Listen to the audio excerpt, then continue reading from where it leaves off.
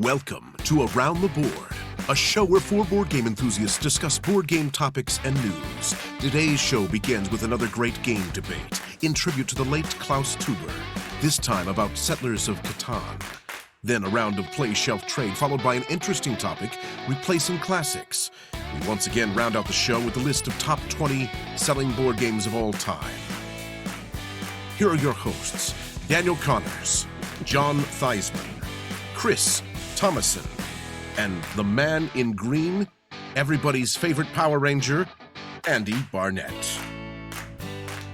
Wow, did you dramatic episode? That was very dramatic ever. I have a cold, so my voice is really low, so I thought this would be the time to break out the trailer voice. Okay. Sounded like your inner H.G. Wells.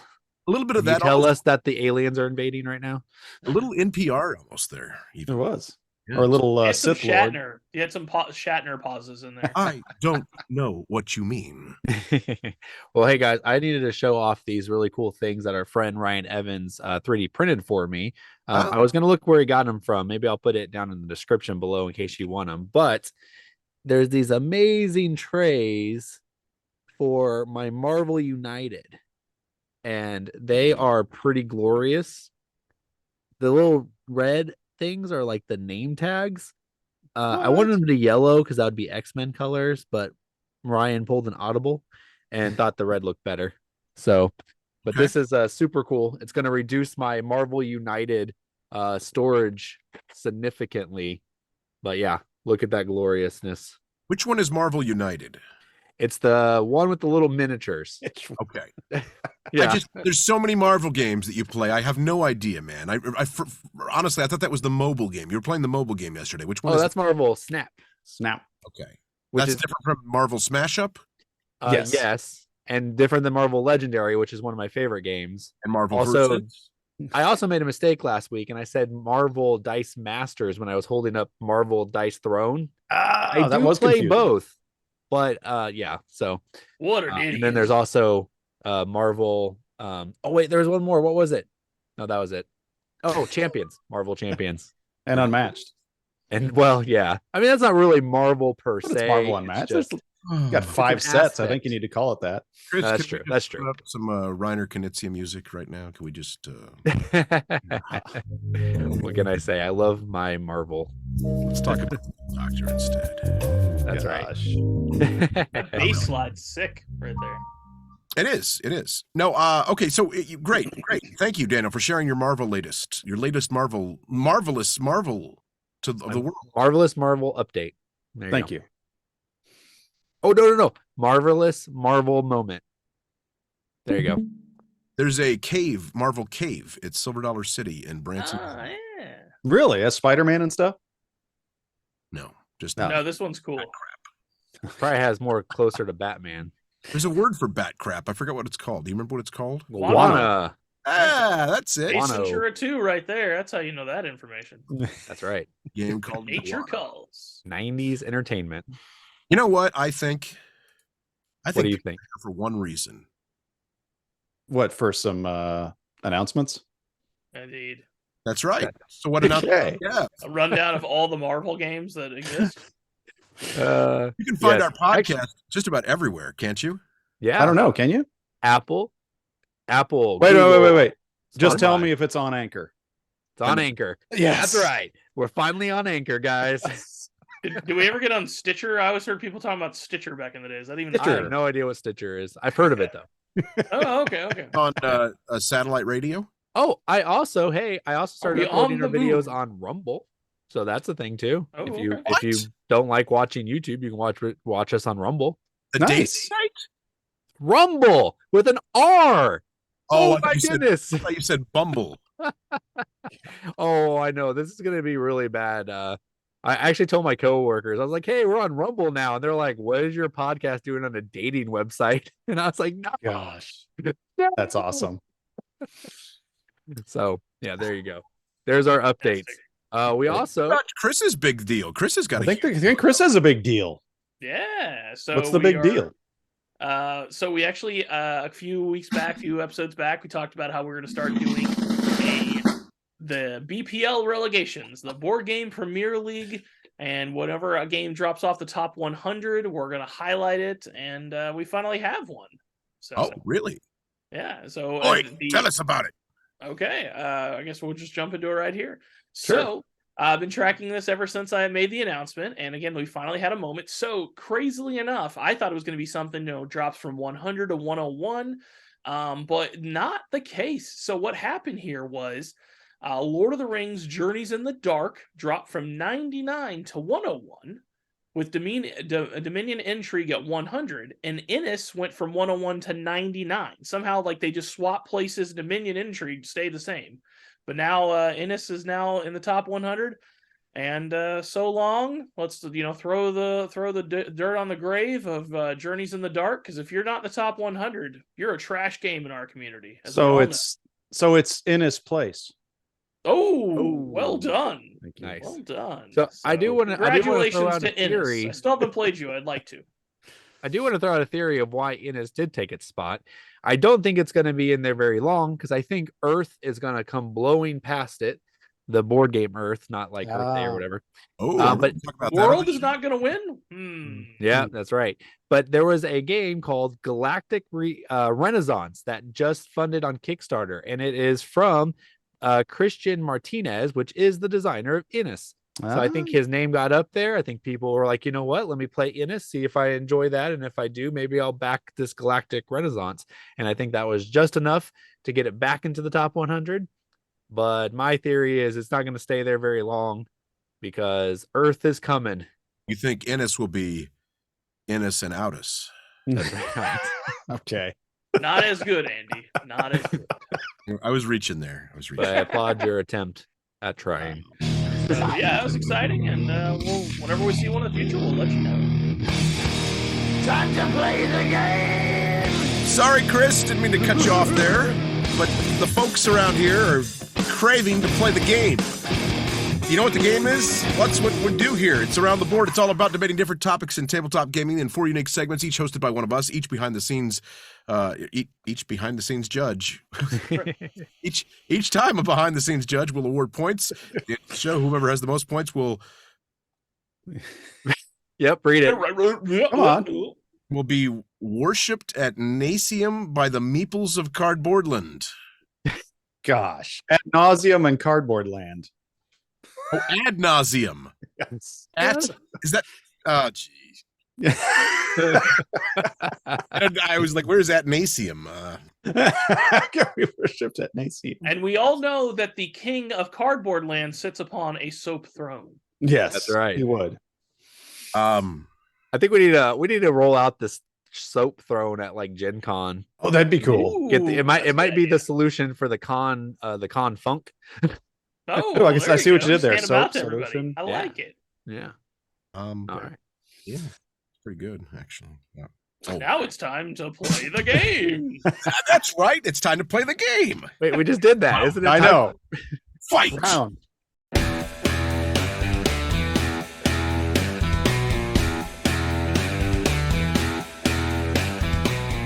Correct. And today's game, I could not be more excited to talk about. So it is The Settlers of Catan.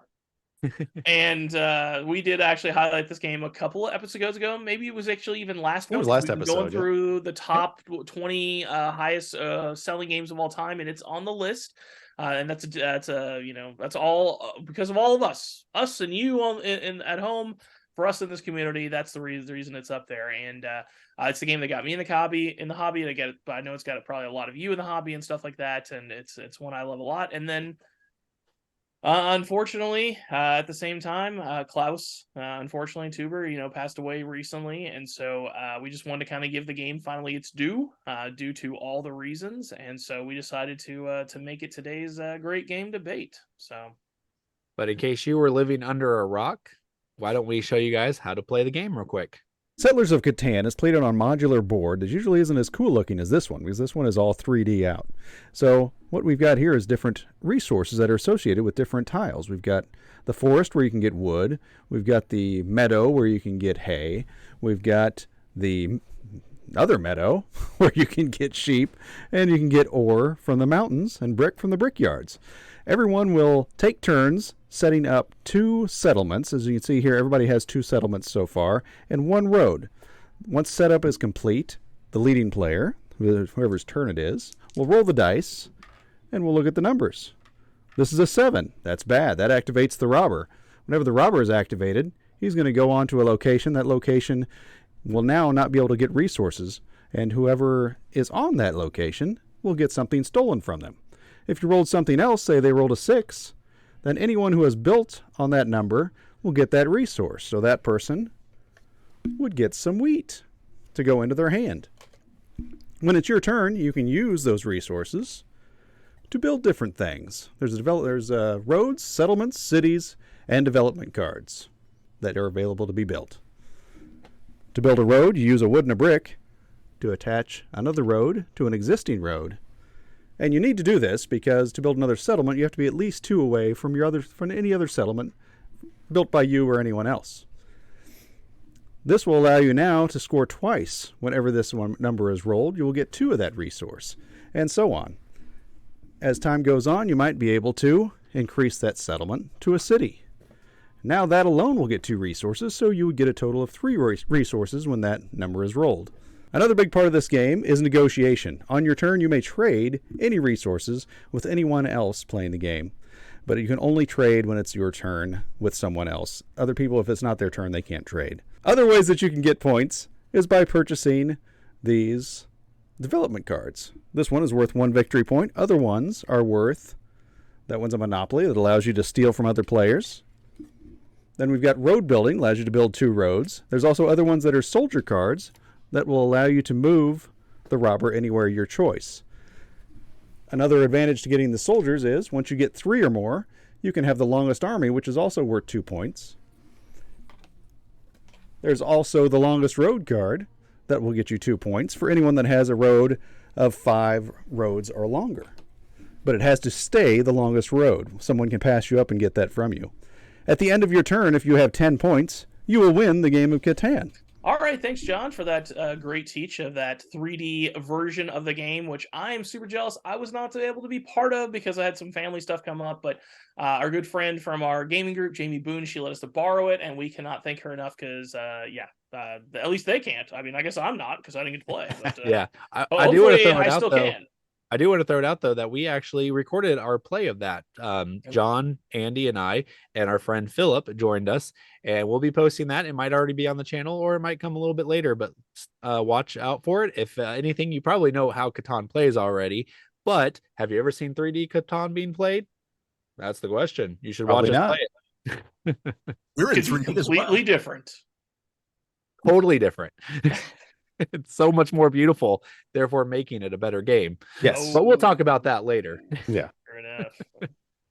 All right. Well, I guess I'll just go ahead and jump in here. And all right, we all know I'm known for being long-winded and all the different stuff, but I literally have no idea where I could even begin to talk about how much I enjoyed this game and what this game means to me in my allotted time.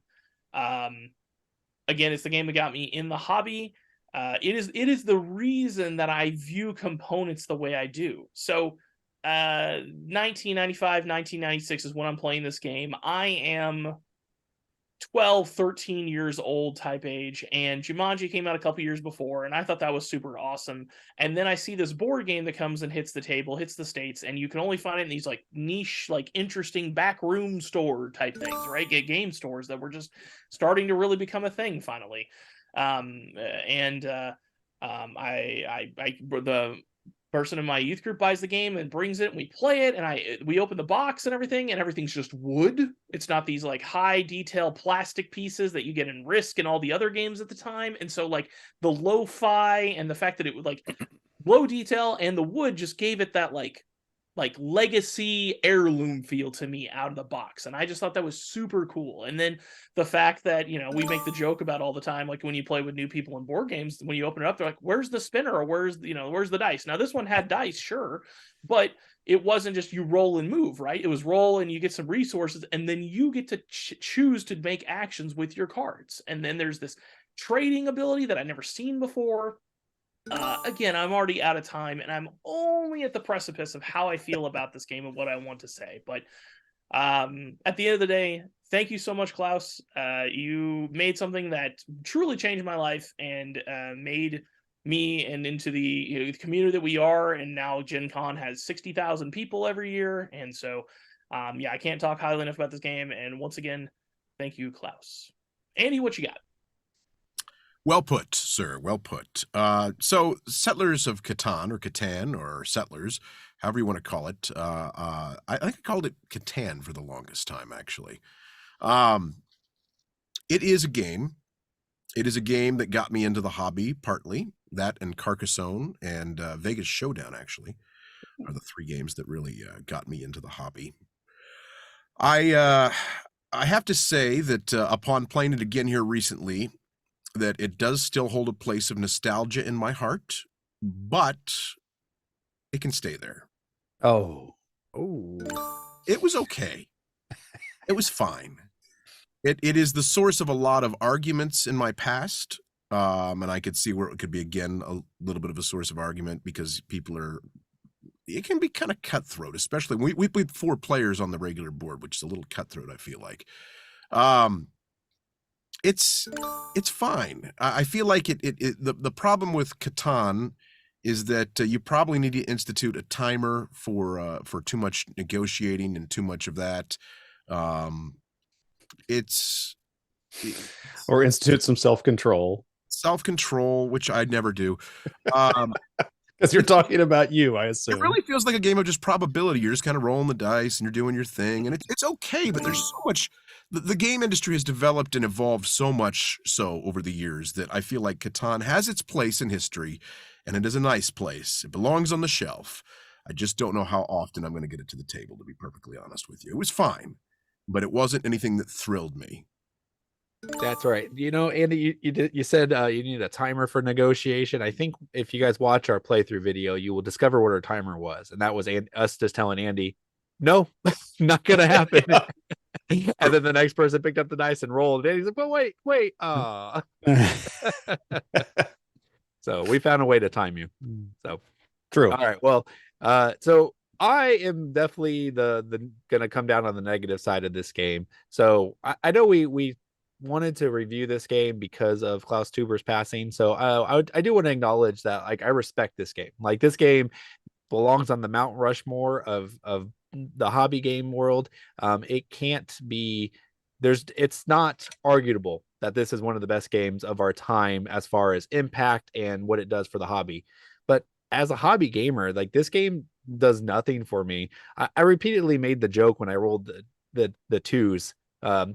Every time John rolled a 2, I was like, see, that was my plan, for you to roll a 2. Look how good I am. It was great. And it just felt that way over and over again. Like, no matter, there was times I needed the wood and I was like, I just need one piece of wood, but I can't get it. And then all of a sudden, right before it's my turn, I get the one wood and I'm like, great. Because if I didn't roll that number, I wouldn't have had wood and then nobody would have traded with me. And that's what that game was. It was just, did I get lucky enough to get the numbers? Yes, you have probability control because you can put yourself in a better position, but it still feels very, I'm not going to say choiceless, but it feels like you have very little power. It's actually the biggest issue I had with Bad Company that we reviewed last time. I want control of my games, and I feel like Catan and the die rolling mechanism just doesn't give it to me. It makes it always feel a little lackluster, and I'm just cheering on somebody, hopefully, that they'll roll the dice the number I need. And if they don't, too bad. I didn't get it. And then the way I even won this game, I know my time's up, but give me just one more thought here. The way I won this game is because I didn't have any other thing I couldn't build settlement. So I kept building development cards, and I actually got 3 knights and nobody else got a knight. So I won the largest army, which won me the game, really, because I drew cards from the deck. Aren't I special? So, yeah. It is a choice. You made a choice. That is exactly. That's a choice. That was agency. It's a known strategy. It is a known strategy. I can't completely agree with you, Daniel. I was underwhelmed a little bit myself, but I can't completely go as far as you. Yeah. And I will say, like, I ended up winning that game, and you can see that at one point I was shocked because Andy, like, I thought he was going to run away with it. And then somebody counted up my points, like, oh, Daniel has 9. I was like, what? Seriously? Because I feel like I didn't do anything I wanted to do that game. I just lucked on to everything I did. So, Yeah, I don't know. Just it's not for me. It's not for me. I will tell you this. I told Daniel this after the case. And I know it's John's turn here, but I'm going to preempt it anyway. There's a shock. We got to play the variant that I came up with years ago called Battle Boats of Catan, because Oh gosh, you can destroy settlements and cities. It's kind of nuts. Yeah. Andy described this when he was done. He's like, yeah, you got to really try mine because, it makes the game a little bit longer yeah, and better. And I'm like, yeah, I don't know. I think you looked at me like, oh, you mean this is prolonged torture? Great. Yeah. gosh.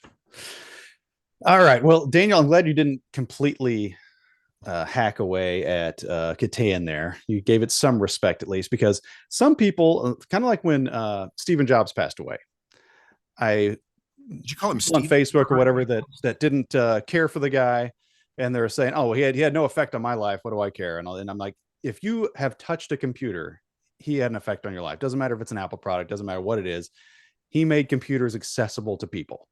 Everyone copied what he did, and what he's done was revolutionary. In the same way with Klaus Teuber, hobby games are everywhere now. And I mean, it started with games like Catan, getting people like me, getting people like Chris to play them. And I think Catan holds up. It's more than most of these older games. And now that was the 4 players on the small board is the most difficult experience in playing Catan. It makes it last a little bit longer than it should.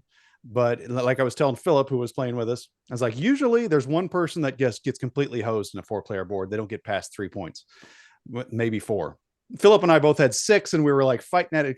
We're all gamers, so we all did halfway decent. We both had 6 points, and a couple things here or there, we could have got up there in the fight, but it didn't work out that way for us. But it was at least a game, and like I say, it lasts a little bit longer on the 4-player board, but it's still a fun experience, and it's about mitigating those dice rolls, and it's about the interaction with the other players and the negotiation.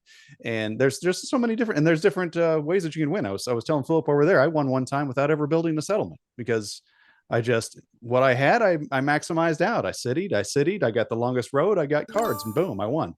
And you can kind of sneak that way because people don't see that you have that many points. So there's different ways to victory. That's another thing that's great about it. That was in opposition to the game we did review last week, Bad Company. That was the only thing that was my biggest gripe on Bad Companies. I don't think it's going to have the replayability that something like Catan would have, where there are multiple ways to victory. Because that's what makes Catan so great. You're like, oh, what's he trying to do? What's his strategy? How can I stop him? And so you can play it cutthroat, you can play it friendly. Awesome. It gets 2 thumbs up from this guy. Love me some Catan. That's coming from a regional champion of the past. So maybe my opinion means a little bit more. So but I will say this. It allowed for more social time than I get in a lot of my games now, because it was so simplistic. And the funny thing is, I remember when I first learned Catan, right? It was really complex for me at the time. I know this was like 20 years ago or not, whatever, but at the time I thought like, wow, this is super complex. And now it's like I can play that on autopilot. It's nothing. So real quick, I want, so now that you guys have a fresh play in your mind, and especially for Daniel, it's for everybody, especially Daniel, because he hasn't played it much and he doesn't like the game. He doesn't feel it holds up. All right. So my idea of using modern game philosophies to fix Catan are 2 things. One, there is a set amount of time for negotiation. The dice is rolled, resources are grabbed, and then there's a 1 minute or whatever open negotiation amongst everyone, almost like in Scenario Confluence. Not just the guy, not the active player and everyone else. Anyone and everyone can trade however you want. Once that timer's up, you move on to build phase, which begins with the active player. They have 1 action to build 1 thing.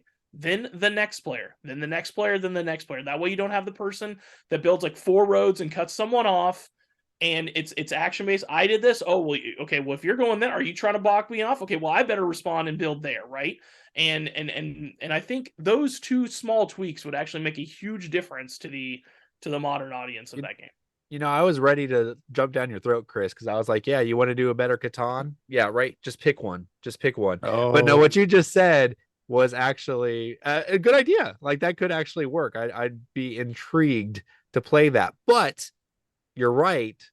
you said to improve the game. So you are admitting that it is a little dated and there's not a lot there. And there are definitely issues. And I will say one of the biggest issues I had, it was when I played the last time I played, I played a 1.5 to 2 hour game and I was eliminated effectively in the first 30 minutes because they roped me off. Right. And any That's what I'm saying. game This that would you fix can it. just like get shut down like that and there's literally nothing you can do about it, it Well, just feels off. Like that doesn't feel good and it doesn't feel like a good game, especially if you get stuck in that experience. Doesn't that go back to just your poor placement though?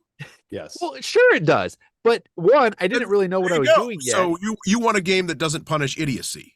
No, I don't want a game that says you've lost. Now sit here for the next hour and a half and play. Yeah, you should have to sit there and deal with your mistakes.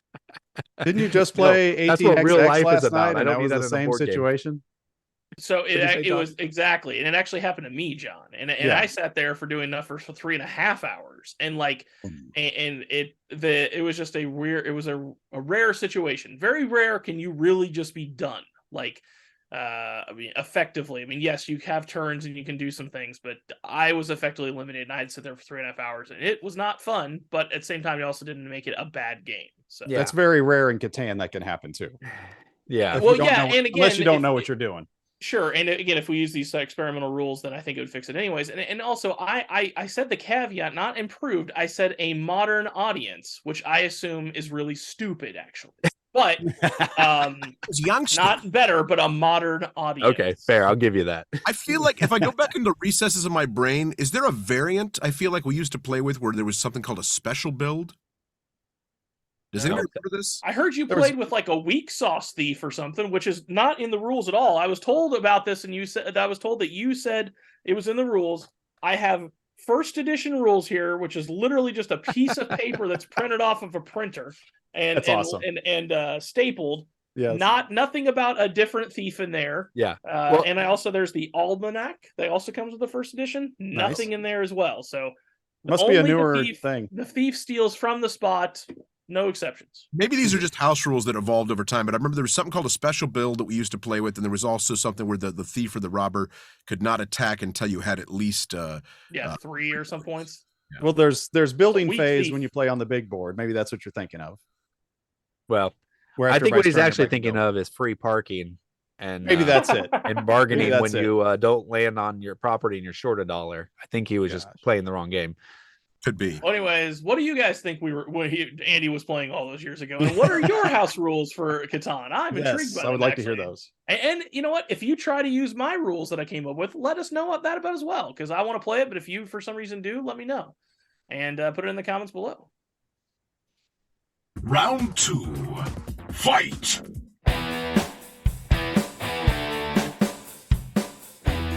That's right. It's time to get on to our next segment here. We are going to hop into Play Shelf Trade. It's back to It's a return to correct play order. shelf trade. Right. And so for this one, in honor of talking about Settlers of Catan or Catan, or man, I'm never going to get that right because all of us pronounce it differently. This is a total tangent. I'm sorry, but we need a poll. Set it up in the comments below for this episode. I want to know how you say it. Whatever Type the it majority, phonetically. whatever the majority says, I will learn from now on. Okay? Fair enough. Anyway, in honor of that Gateway game, we are doing a play shelf trade of Gateway games. And so I picked 3 fantastic classic Gateway games that are all a little bit different. The iconic and classic tile layer Carcassonne, which is one of my all-time favorites. The more of a modern classic Splendor that has become just a staple for almost anyone that I talk to about board games, and even those that aren't hobbyists. And then, of course, the classic now party game Codenames, which is just also a fantastic winner for all. So I guess I'll start things off myself and tell you what I'm going to play shelf and trade. What I'm going to play, I'm probably going to play Codenames. I feel like a good game of Codenames is a great icebreaker at a party. I feel like it's a lot of fun.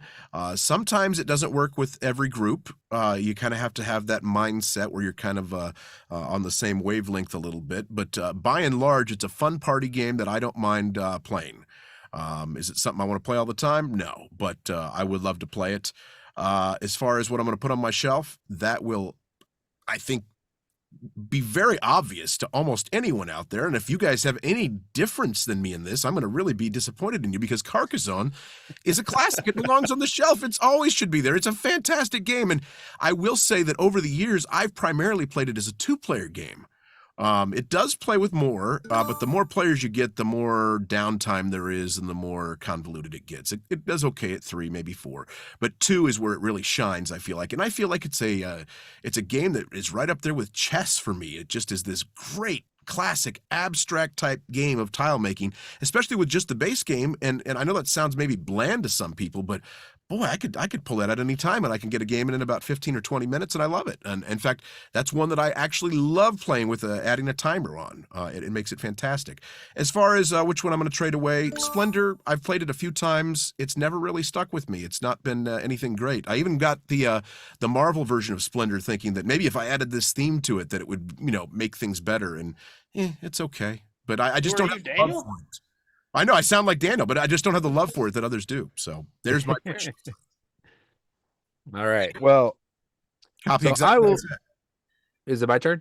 Yeah, copy what I said. Gotcha. Wasn't sure. Okay, sorry. All right. Well, I'm going to start with my trade. My trade is going to be Splendor. It's pretty well known that I am not a big fan of Splendor. Splendor, when it came out, I was super excited about it. I saw a really good friend of mine playing it with his, at the time, girlfriend, and I was like blown away by this game. I was like, this is so amazing.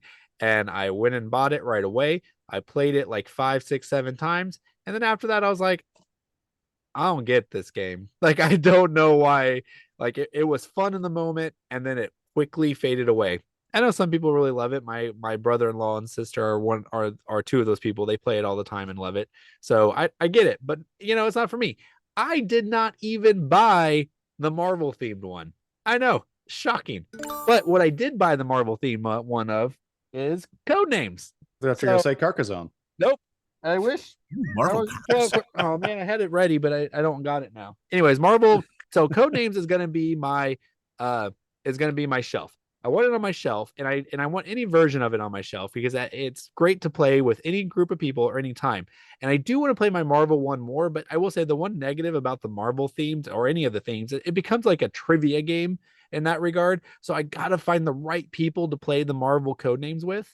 But I will say I like that Randy put a Codenames duet on the picture. That is by far the best Codenames. It is gloriously awesome. It's amazing. And Carcassonne's going to be my play. I'll never turn down a game of Carcassonne. It's simple, nice, quaint. It's fine. It's good. Okay. So Chris seems perplexed by that answer. Yeah, I call him a liar. Like, that doesn't make any sense at all. Like if you don't like Catan, but you like Carcassonne, like that doesn't make any sense. Right. Not even that. If you don't like Catan, but it will play Carcassonne at any time, that doesn't make any sense to me at all. Yeah. No, because Carcassonne, like Andy hinted on it, it's about 30 minutes long. It's not very long, and it's a relaxing game. Like, yeah, you can get pretty competitive with it. I know Andy can be pretty aggressive, but Sure. like, I don't know, there's a lot of agency in that game, and you can control it, and it's very simple actions. And you also got to draw like 3 tiles and not just one at a time, but if you have 3, you can kind of like choose, and that gives you a little bit more agency. But no, I like Carcassonne. I don't think I've ever badmouthed Carcassonne. I mean, it's not like I'm always asking to play it, but I don't hate it. I do think Daniel is very tainted by the fact that Splendor was on this list, though, because he has that much disdain for Splendor. Yeah. It's actually, I don't hate it that much. It's become a joke about how much I hate Splendor. I don't have disdain, but you know what? Let's just go with it. Gosh. Okay.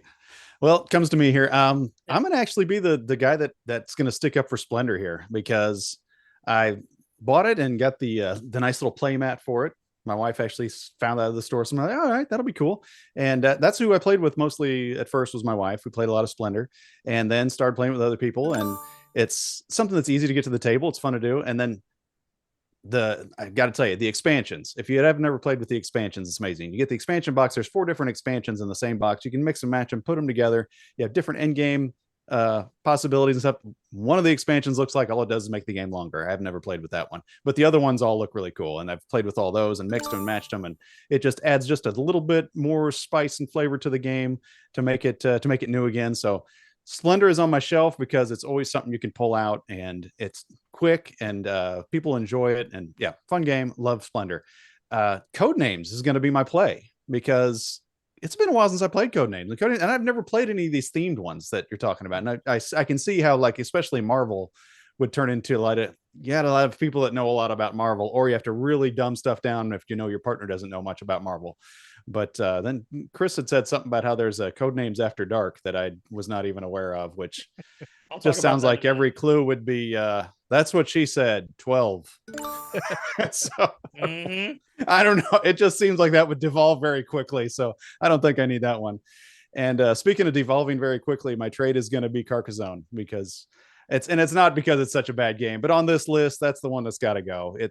I really have I've played it a few times when I was first getting into the hobby, and it's a good enough game, but it's I know Andy likes it a lot.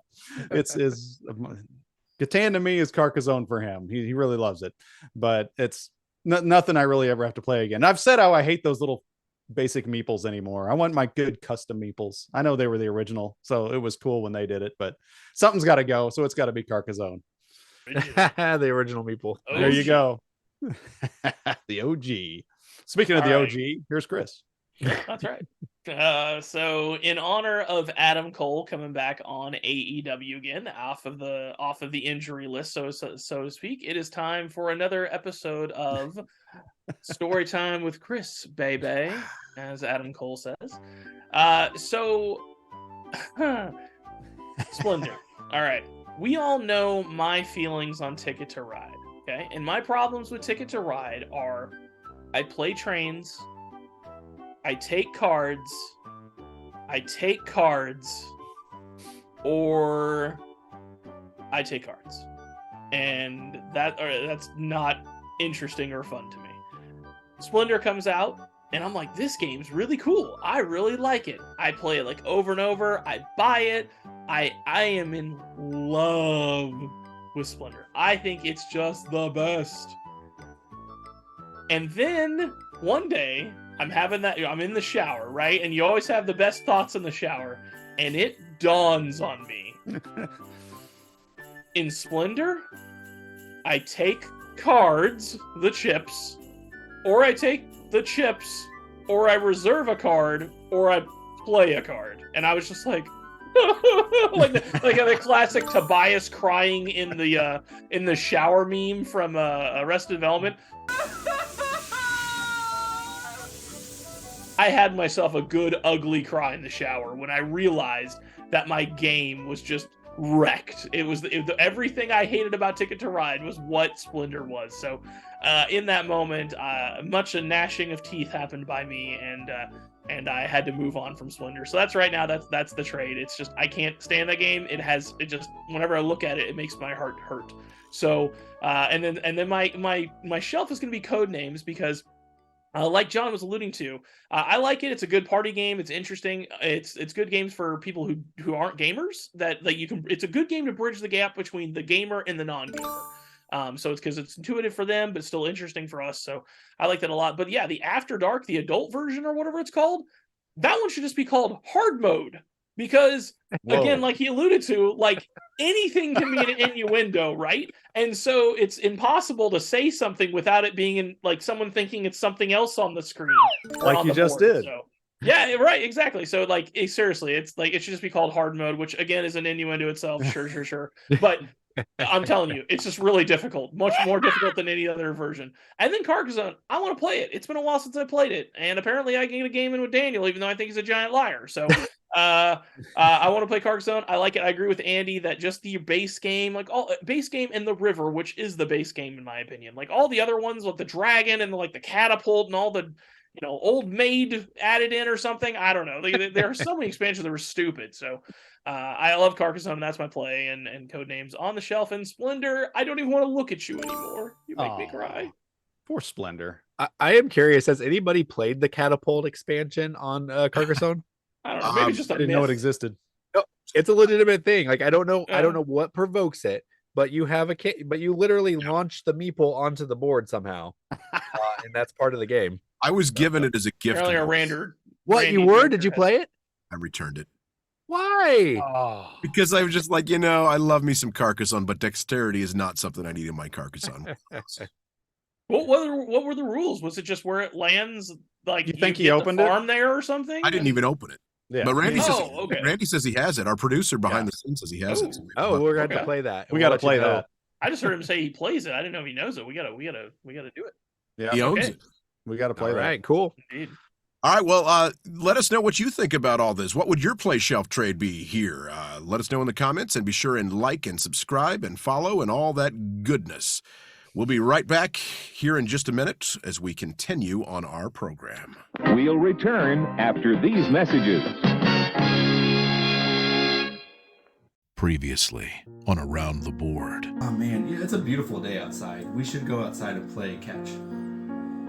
Instead of board games? Yeah, it can't hurt. I don't know, I'm not a big sports guy. We'll be fine. I got it. Yeah! Andy, are you okay? I think so. All right, we need to go back and play Scythe. Scythe? What's that? We should play Monopoly. I'm a doctor. He has board game amnesia. No!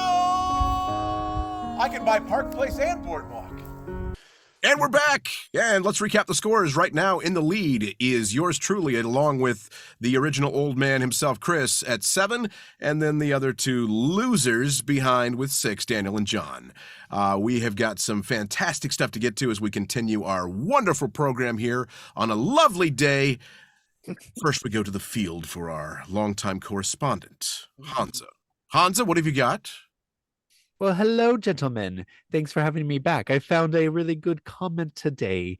It appears that Daniel maybe misspoke last week. So let's take a look at the video real quick. But this was Bruno Cathala, who has also made 7 Wonders and like Dungeon Pets and Codenames. So there you go. Troy Herring says, here around the board. Actually, was designed by Bruno Cathala. However, Bruno didn't deal it when it came to 7 Wonders, Codenames, and Dungeons Pets. Bruno was part of the 7 Wonders duel, I'll give you that, but Vlada Shavato is responsible for the other 2. Get better, Daniel. Get better. Well, thank you, Hansa. I appreciate your kind words as always. I think it's awesome how everybody politely starts their comments with "dear" around the board. Isn't that nice? These little polite niceties are kind of going away, but not on this show. People really that's right. step it up. Sure is nice to hear from our correspondent. I mean, why we should be surprised though? Because we're such a highbrowed show. That's true. It would only make sense that someone would address us in the most knightly of That's fashions. right. Yeah, you know, I appreciate Troy saying something about my misspeak there because honestly, these 3 guys, they know nothing about board games. So when I say things like that, they don't catch it. They don't know what I'm saying. So I can get away with anything. So if you hear a mistake I make, let me know because no one else is going to let me know. Isn't that right, John? Yeah, exactly. We know so much less than you that you're the one making the mistake. That makes sense. Daniel's the little brother that you just ignore. Like he's saying something crazy again. You're just like, oh, okay, yeah, man, whatever. Yep. I don't want to hurt your feelings, man. Well, hey, we're here for a reason, are we not? Get back at it. Are we not? A reason? Yeah. Let's do it. Would you like to play a game? Shall we play a game? Okay, let's play the game. Round 3. Fight!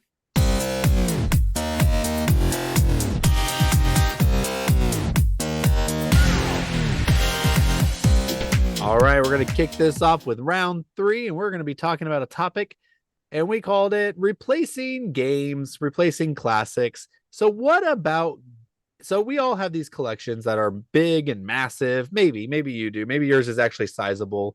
Chris's is pretty sizable. But there comes a point where you're like, I have to get rid of some of these games. And what is that point for you? What does it look like when you have to get rid of games? And why do you pick the games that you do pick to get rid of? So let's start with, I'll start because that's, what we're supposed to do. I am been accused of buying too many games. I'll let you guys decide if that's true. But I have a smaller house, and I run out of space pretty quickly. One day I'm going to show you guys my recording studio, and you're going to see that like my entire wall is lined with games.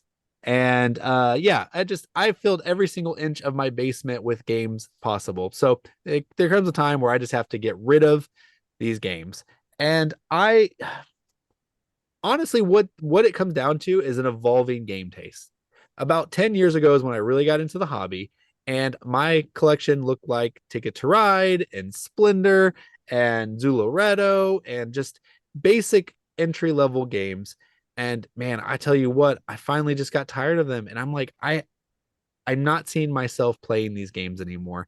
I run a monthly game group that we kind of invite the public to. So I always use that as an excuse to come and keep these older or these simpler games. But you know what? I'm done with those. And I want something meaty. I want something challenging, not something like Catan where you're just throwing dice and making no choices whatsoever. So when it comes down to it, those are finally the games I'm looking at. Also, I bought a lot of games in mind to play with my kids. And I come to find out that the kids aren't interested in the games I think they're going to be as well. So there is actually a sizable part of my collections that are like not kid games, but games that I'm like, oh, my kids are going to love this when they get older. Well, they're older now and they don't love them. They almost love none of them. So that's why you're going to leave my collection. If I finally hit my limit and I've just evolved past your game, then it's gone. Or if my kids don't like it, that's going to send it out too. So, well, that was my summary. John, what about you? Well, Daniel, kind of like you, we have, I think we have, if you look at the square footage, I think our houses are pretty similar. And so, and I had mine originally in the basement. Now I've got them up here in even a smaller room. And I think the first time Andy or Daniel came over to my house, is like, I thought you'd have more games than this because I've seen you buy games and I know you collect games. I know you get them every once in a while. I'm like, yeah, I cull games on a regular basis. Sometimes it's taking a hit going to half price books. I've done that once or twice and just saying, I got to get rid of these. Nobody's buying them. They're going. And so I get rid of them.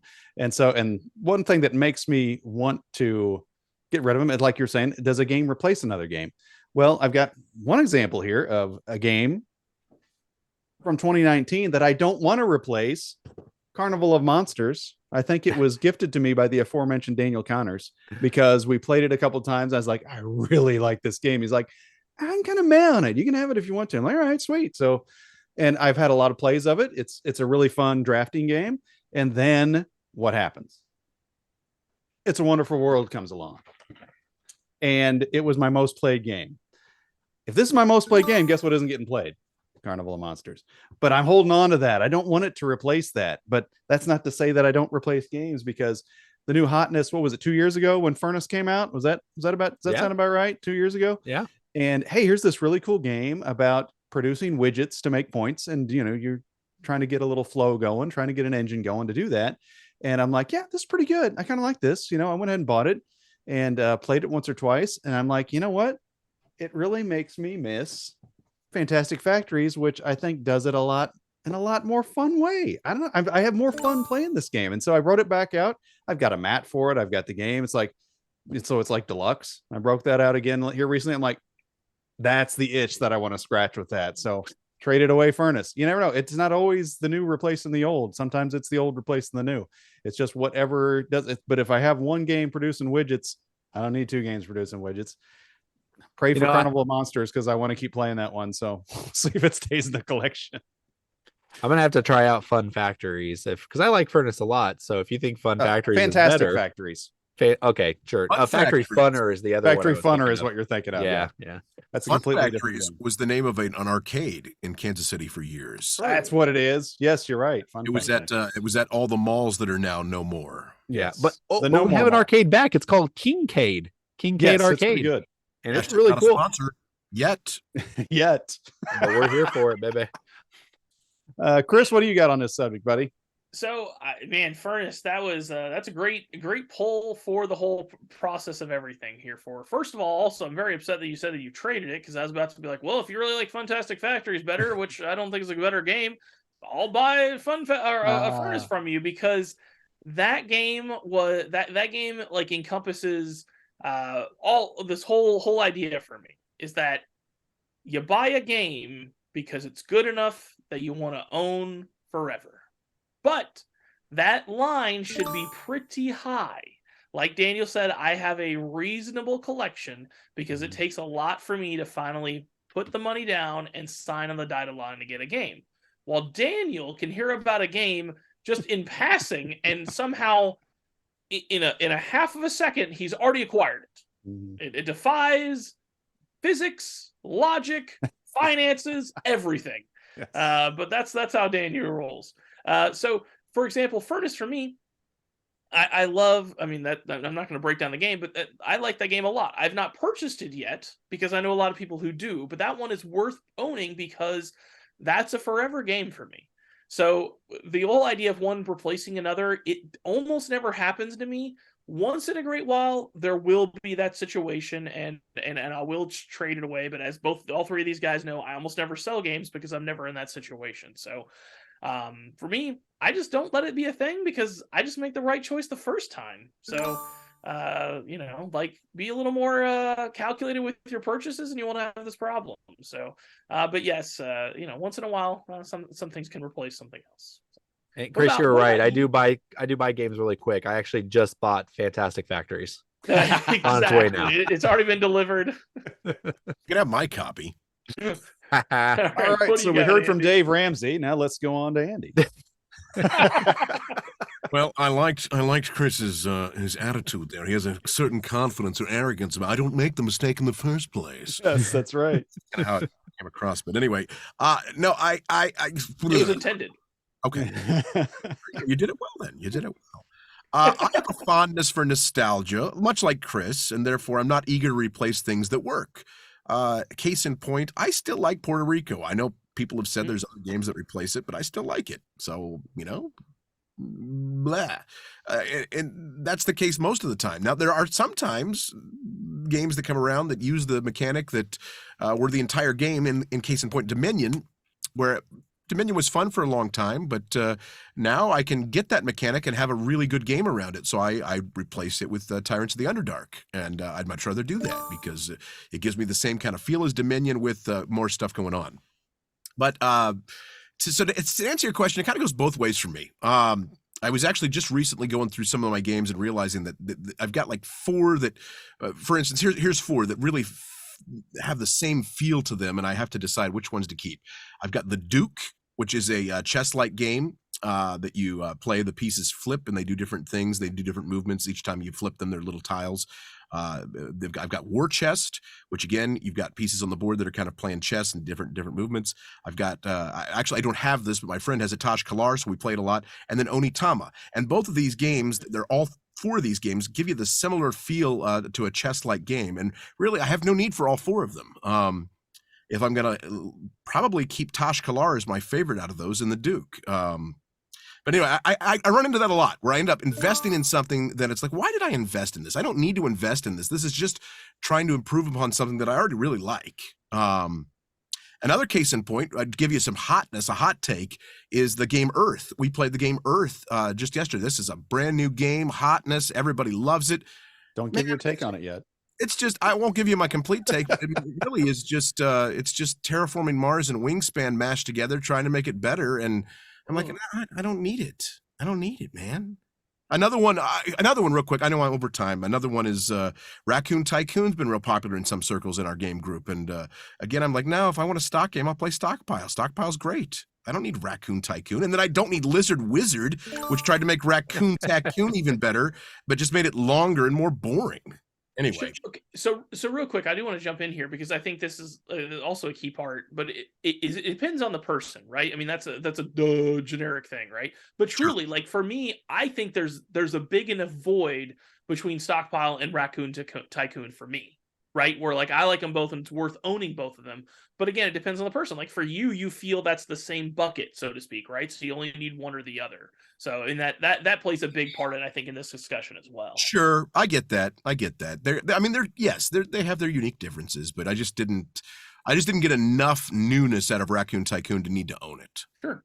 Well, just like how Chris was talking about when I was comparing Fantastic Factories to Furnace, he doesn't see those as the same kind of game at all. But I do. I just saw it as there's more to Furnace as far as running your engine, but to me, it was the running your engine part. I'm like, I really like running the engine better in Fantastic Factories than I do in Furnace. So it's like, yeah, if I'm going to do a running an engine to make widgets, that's the one I want. But some people are Ford people, some people are Chevy people. There we go. Can I make I'm going to make a confession here, and this is going to blow Chris away. What else have you bought?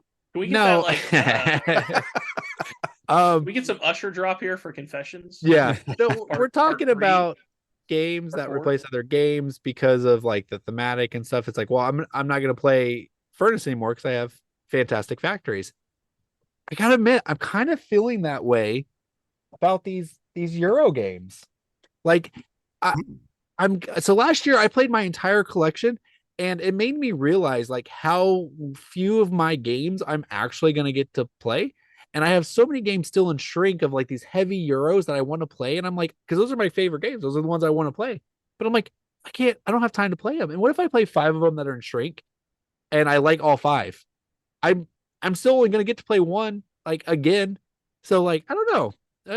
I am coming around to this idea of maybe you just need one type of game in your collection and just kind of focus on it. I don't know. Oh, there goes the sponsors. Wait, Daniel. That would imply you're playing the same game more than once, though, and that is blasphemy that we all know.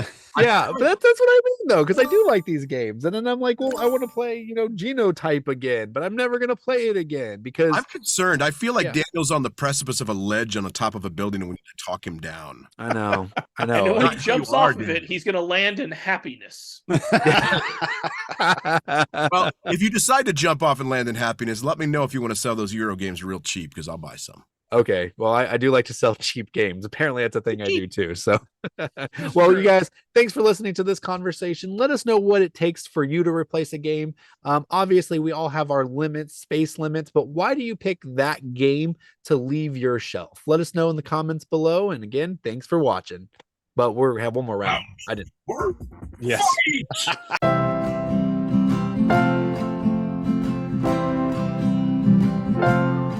I'm sorry to interrupt you there, Daniel. That's okay. I was trying to tell people to leave. I'm glad you did. Gosh. Don't leave yet, but wait, there's more. Yes, exactly. Daniel always likes to cut me off. You notice that? That's, man, takes my time in segments a lot. And then it's like, oh, John's going to host something. All right. So we're getting back to our segment of the top 20 best-selling board games of all time. Last time we got through a total of 2 of them because there were some real classics. We had Risk and Catan, Settlers, whatever you want to call it.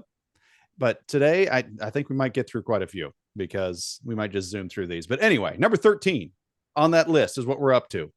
And it sold over 38 million copies, my friends. Came out in the great year of 1985. Some awesome people graduated high school that year.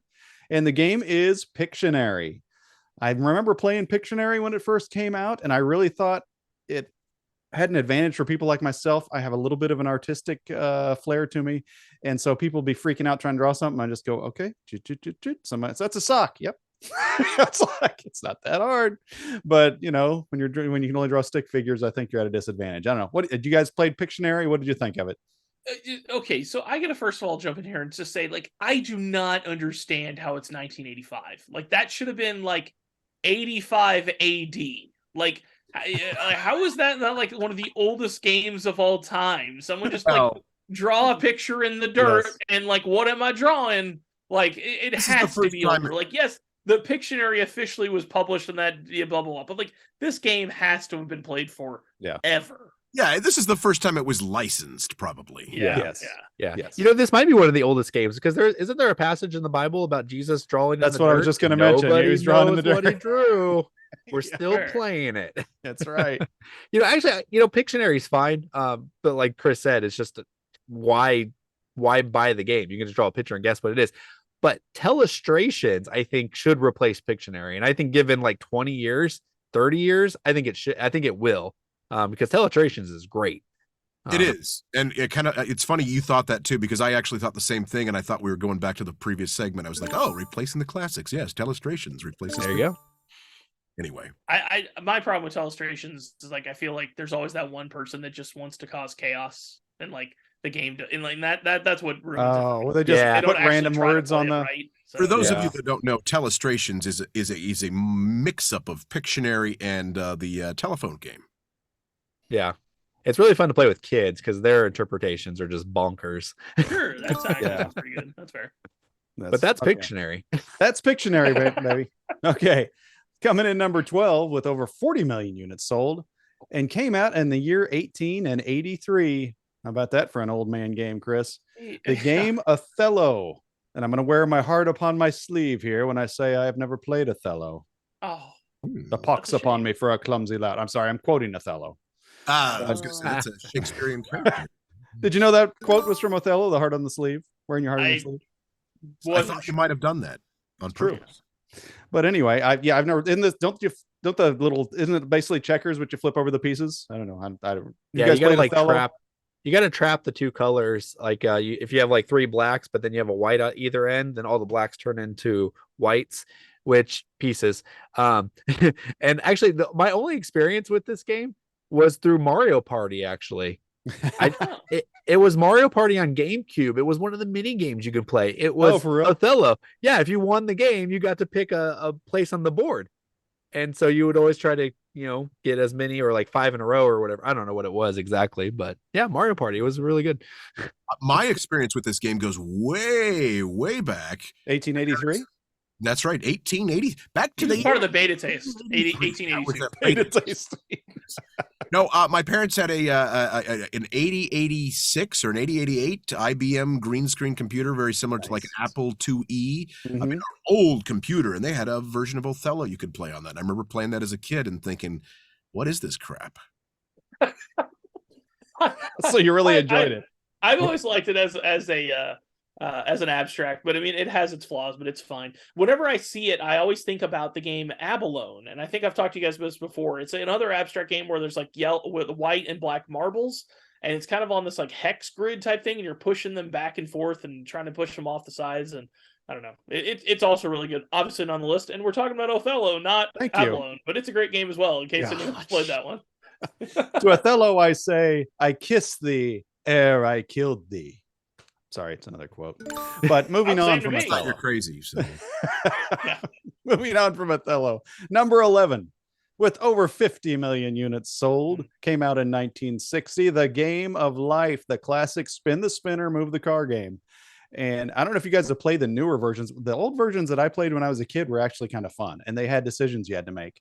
And you're like, oh, should I buy the life insurance? Should I go to college? Should I get the health insurance? Should I do that? And if you did, sometimes it paid off, sometimes it didn't. And just like in real life. Now it's, I don't know if you played the newer versions, it's spin the spinner. Every space does something and it's just random. And it's okay. There we go. And it was kind of fun too. Cause when you're a little kid, 7 years old or whatever. Oh, I got married. I'm sitting up here. My wife is in the back corner. As you had kids, they kind of crept up closer. Get back there. Don't make me pull over. So that's the way we played life. How about you guys? Did you have any life experiences growing up? I did not have the same experience of putting my wife and children in the back. Now, what did routinely to happen to me always was like I always would land on the have the kids thing like over and over. So by the end, I'd have like 2 or 3 cars full of children. Oh, nice! It was very interesting. Apparently, Andy decided to actually do that in real life. Yeah, there you go. I only got 4. Only 4. That's not that many. No, so I didn't play the Game of Life very much, honestly. Looking back on it, it reminds me kind of for whatever reason, it reminds me of the game MASH. Do you remember the game MASH? Totally different game. Like the TV show? The MASH and like the little thing, whatever, and or maybe that was something totally different too. Anyway, yeah, it was completely all different game, same age time frame though. Yeah, say about trying to find out who you're going to marry, how many kids you're going to have, blah blah blah. Right. And the other thing it reminds me of, these are all just random thoughts. Sorry guys, I just have random thoughts. That's what I do. Was the old cereal? Do you remember the old cereal Life? Oh yeah. Oh, their tagline. It's still something I use. He likes it. Yeah, and they'll say, I use this to this day. People ask, what time is it? And I go, it's time for a healthy breakfast. This time your kids will eat it. So that's what I think of when I think of the Game of Life for whatever reason. Right. Daniel, anything from you, buddy? Take about life, Daniel? No, I don't have anything. I've actually never played Life. You've never played Life? Okay, So I really am serious. We should play the game. Like the old. Do you have an old version of it, John? Still? I do not. No. We need to find an old version of it. Yeah, you got to get an old one. The new ones are garbage. It's Now, ridiculous, but it's fun. I will say that I've heard from everybody I've known in the gamer world that it was replaced by an actual good game called The Pursuit of Happiness that came out. It is a good game. Yeah. Which Pursuit of Happiness was replaced by the networks for me because I wasn't a fan of the message that Pursuit of Happiness was. And it was, if you get rid of your wife, you'll have a happier life. I mean, that is not true. That's 100% what it is. If you got married, your joy would go, or like your health would go down or something like that. No. Once again, Daniel completely misrepresents a game. No. What it is, you have to spend resources to maintain all your relationships. So if you run out of resources, the easiest thing to do is get rid of your wife. Kill your wife. That's right. And then that causes stress, and that makes your life shorter. That's what happens. I don't know, but I want to play this game now. This sounds fantastic. Oh, I've got it. We got to play it. It's a blast. The truth is, Daniel, that it does take a lot of work to maintain a relationship. So in that sense, it's true. It takes work and time, and that's time is your resource in that game. If you want to make a marriage work, you can't take the easy way out. That's right. Yeah, but if you want to win the game, Daniel, you have to divorce your wife. No, you don't. That's ridiculous. I'm sorry, Sarah. I'm sorry. That's not in real life. In the game. No, it's not even true in the game. Anyway, that's not the games we're talking about. All right, moving on. Number 10. We're up to number 10. Can you believe it? Woo! We might get through a couple more. Number 10. This one should go pretty quickly. Number 10 with 50 million units plus sold, came out in 1950. The game, how do you folks say this at home? Rummy Cube? Rummy Cube? Rummy Cube. Is that just Rummy or is that something else? I've never played this. I don't even know. I'm not even aware of it. It's a what? Cubed version of Rummy. A cube version of Rummy. Oh, well, Chris would like it. Of Rummy. Or cubbed. So who's played it? I know nothing about this game. I really enjoyed Rummy. I really enjoyed Rummy as a kid. Like, but so I've heard this is like Domino's Rummy or something like that. I don't know. Chris has played it. Go ahead, Chris. No, I've not played it, but this is what I've heard too. I see the game all the time. Like, and I'm just like, and I go to like non-gamers houses, and they always have it. Yeah, really. So like. I don't know, like, but then non-gamers like playing Rummy and stuff. But yeah, I've heard the same thing, Daniel. It's like Rummy and Dominoes kind of put together, which I guess if you take like two kind of games and put them together, they're a game. I don't know. Gosh. Well, yeah. Randy, our producer, apparently owns it. But what, Andy, have you played it? No, he hasn't played it either. Great. So the first one on the top 10, none of us know anything about. Maybe this should have come up in show prep. I don't know. Anyway, we'll move on. Let's get one more in here. Number 9. We just lost points. That's ridiculous. Hey, we all lost a point. That's awesome. Nice. Number 9 is, I'm sure everybody's played this one. Also, right about the same amount, a little over 50 million units sold, but a little bit more than Rummy Cube. Is came out in 1949. Candyland, the classic that sells for like $2.50 every Christmas, and that's. But I tell you what the best thing about Candyland, I don't know if you guys have done this, is playing it with your kids, and I always do voices for all the little people. You know what I'm saying? It's like, Lord Licorice. So whenever he gets sent backwards to one of those places, you got a nice little thing. So everybody had, King Candy was the royal guy. I'm sure Andy did the same thing. No. Wow. So, yeah. My wheelhouse. Candyland is barely a game, and I will say this: I had my niece, and she was probably like 6 years old, and she loved board games. She still does. She's like 16 now. But we were playing Candyland, and halfway through it, she just looked at me and goes, "Can I do something else now?" And I said, "Yes, you can." And we put away Candyland, and we never played it again. I absolutely I've never heard anyone defend this game except with the. Well, it's good for teaching kids their colors. Like that's it. Like that's the only redeeming thing I've ever heard people say about this game. Like no one can just straight up say I enjoy playing. I've never heard anyone say that because it's. I'm going to give you 2 substitutes for Candyland. Absolute luck. That's right. I'm going to give you 2 substitutes. Like one is Chutes and Ladders doesn't have any more agency, but I'd still rather play it. Is Chutes and Ladders even on this list? I was just looking. Did we cover it already? No. Or is it even on the list? Well, that's it. That's spoilers from Andy. Thank you. You know why? Because Chutes and Ladders is the old man, ugly version of Candyland. I was going to say, everyone's like, "Oh, I got to get the pretty version of Chutes and Ladders, Candyland." I like Chutes and Ladders way better. Candyland. I'm going to tell you 2 games. Random. The only thing I can say about Candyland is it gave me the opportunity All right, let Daniel say something. Oh, He wants Daniel to win. wants to say something. Go ahead. 2 games that replace Candyland. If you want to teach your kids color that have more agency and fun, it's Hoot Owl Hoot from I forget what the publisher is. I'm sorry. And then the second one is from Monza from Haba. The game is called Monza. It's a racing game. You roll dice and they have like colors on them. And then you move your car, those colors. And then there's like, you can choose like, oh, I rolled white and blue and I'm next to a white and blue. So should I take this path or should I go this path? So you actually are trying to optimize like what you roll based on the color. So if you want to teach colors, try those 2 games. Or Monza and Hoot Owl Hoot. Are you sure you're not talking about Bad Company there, Daniel? Well, they're for kids. They're for tiny kids. I know, but I'm just saying this sounds the exact same as Bad Company. Wow. You roll the dice. Gotta get in more this hits. way on the track or this way on the Bad track. Company. So Candyland provided me the opportunity to use something called Andyland. There we go. In my marketing in the past. So there's there you go. In your marketing. That helps. That helps move along the conversation. Thank you. You're welcome. All right. I always Speaking of moving along the conversation here. Andyland's like Candyland, only Andy's there and he ate all the candy. Yeah. That sounds like a real life. Yeah, All right. That's enough on the list. We'll get to the rest of them. Maybe get the rest of them next time. Maybe we'll only get through 1 or 2. Wrap it up. Who's the winner? This time. But I was hoping I'd do a good job closing it out and I'd get a point or 2. But let us know what you think of these games that are on the list. But now let's get to the winner. Coming in with 12 points are most of us, but with 13 points because I let him filibuster in that last segment was Daniel with is this back-to-back winners now, Daniel? Yeah, I pulled a John. How do you like I won that? 2 in a row. You get up to 4, let me know, man. I know, right? Daniel, what do you got, buddy? All right. So I hope I didn't talk about this one yet, but because I know it's came up, but I need to get back in. I need to elaborate on it, and that is taking back your turns. I am infamous for a person who takes my action and then is like, oh wait, that's not what I actually wanted to do. Can I take that back? And I play with very gracious people. Everyone on this podcast says yes. They grin, they say sure, but I know inside they not so secretly resent it.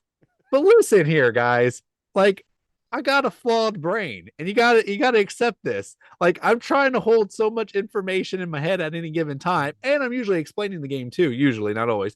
And like something slips away and nobody should be punished because they forgot one minute little thing about their game. So if you have someone in your game group that takes back turn, show them grace.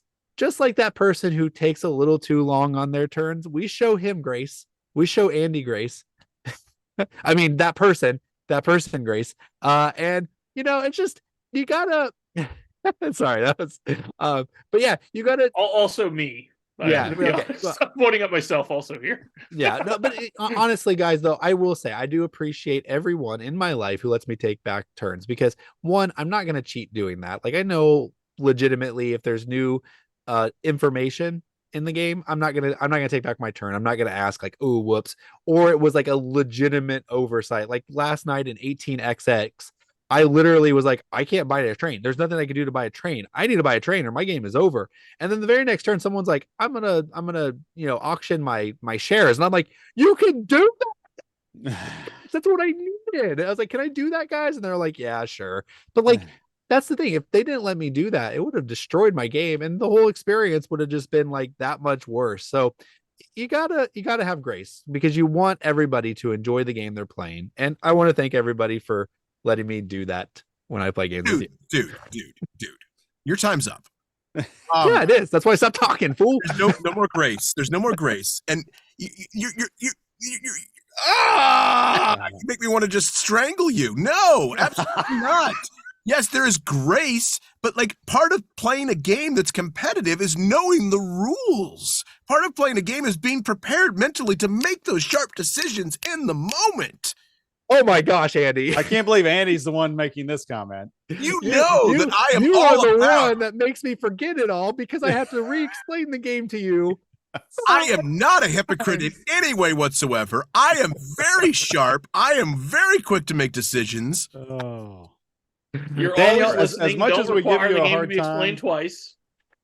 damn, as much as we give you a hard time about it, you are honest about it when it's oh, this hasn't affected anything. This has, but it's just it's hilarious sometimes because it'll be this long involved turn, and I'm gonna do this to get this so I can place these here so I can do this. No, wait, that's gonna in Daniel's world, an MLB player could be using a metal bat, and they'd be like, "Oh, remember you can't do that." Oh, okay, so they let him bat again. or Tiger Woods would accidentally be in a golf cart on the PGA Tour. Yes. And like, oh, remember you have to walk. Yeah. Well, when millions of dollars are on the line, Andy, when we play a board game, I'll be better. I There promise. you go. They are. They're Good just point. in Monopoly money. All right. Well, hey guys, normally we would do birthdays here or regulations. We kind of jumped the guns. We did regulations earlier today, in the beginning of the episode and the end. So you know what? That's it. That's all she wrote. So I let's thought we wrap did this all up. relegation, but I could be wrong. Relegation, delegation, Regulation. Thanks to all the wonderful viewers out there. Remember to tap those likes and subscribe buttons. Also, be sure to join our Facebook group Around the Board. Send us an email to mail@aroundtheboard.net or reach us out on the Twitch or Twitter. See you next time. Around the Board. Right. Best code names right here. Finally found it. It's all about the adult ones. Yeah, good job there, Andy. Baby, so smooth. Indeed. Like butter. Like Kenny G.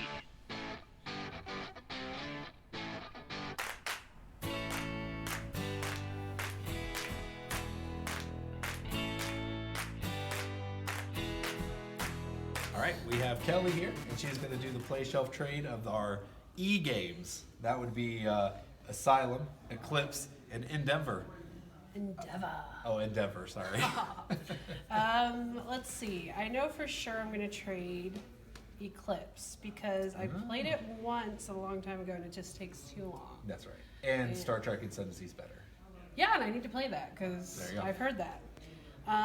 This is where it gets tough. I love Endeavor and Elysium, but I would say I will only shelf Endeavor because I've played it the most recently, and Elysium needs to come back out to play because I think it's a quiet hit, in my opinion. It needs expansions. It not only needs expansions, but it's never gotten enough play, and it's got so much. It's really easy to play though, because it's got, I believe, if I recall, like a rummy-esque with the card play, because you're trying to get like sets of cards, which is fun. So I think it's easy to explain to like maybe new players, and then it's got enough meat on there for strategy. Yeah, good. Question: have you ever played Endeavor in Denver? No. Okay. Not yet. Been waiting for I endeavor to do so. Okay. Thank you, Kelly.